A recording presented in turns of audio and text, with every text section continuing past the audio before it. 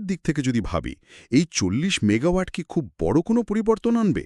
চাহিদার তুলনায় তো হয়তো খুবই কম। দেখুন, পরিমাণে হয়তো এখনই বিশাল কিছু নয়, কিন্তু এর প্রতীকী গুরুত্ব অনেক।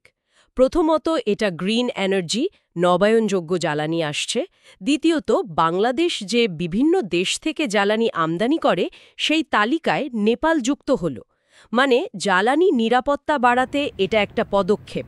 হ্যাঁ, উৎসের বৈচিত্র্য বাড়ছে। ঠিক। আর ধরুন, গরমকালে যখন বিদ্যুতের চাহিদা খুব বেড়ে যায়, তখন এইটুকু বাড়তি যোগানো কিছুটা স্বস্তি দিতে পারে। আর সবচেয়ে বড় কথা কি বলুন তো, এটা ভবিষ্যতের জন্য একটা দরজা খুলে দিল।